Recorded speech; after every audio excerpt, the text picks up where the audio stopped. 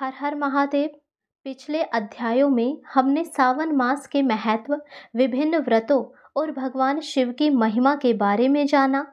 अध्याय 12 मुख्य रूप से दान के महत्व को दर्शाता है, विशेषकर सावन मास में किए गए दान की महिमा और उसके अद्भुत फलों पर केंद्रित है।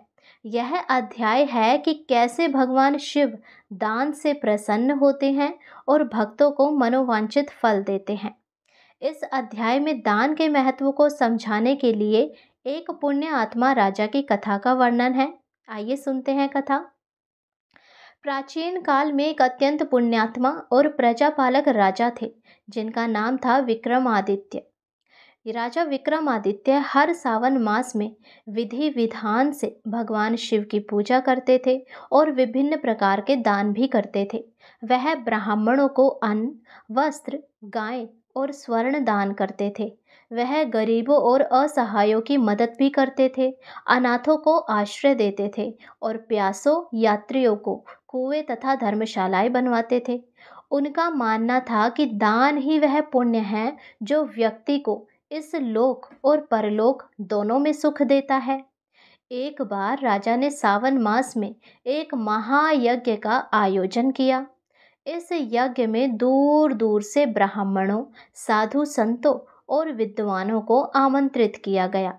यज्ञ के समापन पर राजा ने अपार धन संपत्ति, गाय, भूमि और वस्त्र दान किए। उसने किसी को भी खाली हाथ नहीं जाने दिया।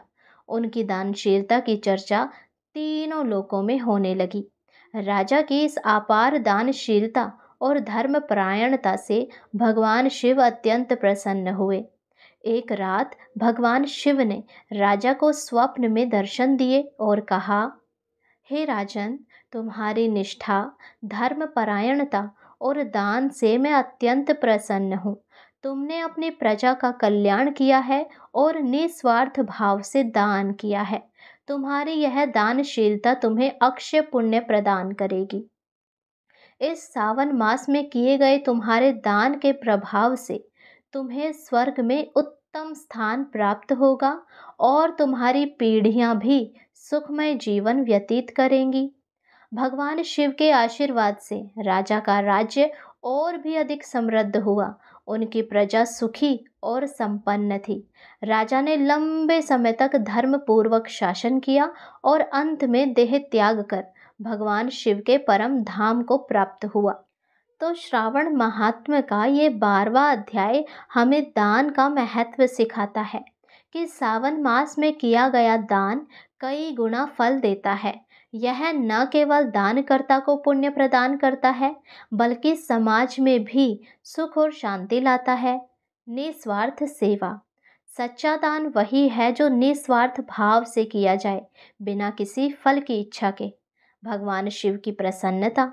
भगवान शिव केवल जल, बेलपत्र और धतूरे से नहीं, बल्कि दान, धर्म और परोपकार जैसे सद्कर्मों से भी प्रसन्न होते हैं। कर्म का फल।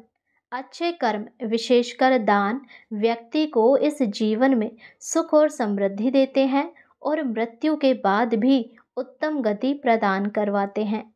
तो भक्तों, ये थी सावन महात्म्य के अध्याय 12 की कथा। इस कथा के अनुसार हमें ये सीखने को मिलता है कि भक्तों को सावन मास में अपने सामर्थ्य के अनुसार दान करने और दूसरों की सहायता करने के लिए प्रेरित करना चाहिए, ताकि वे भगवान शिव की कृपा प्राप्त कर सकें और जीवन में सुखमय हो सकें।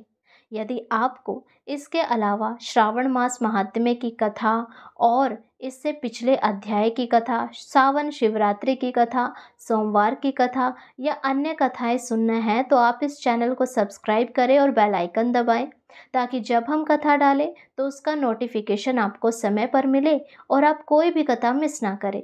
हरे कृष्णा, राधे राधे, हर हर महादेव।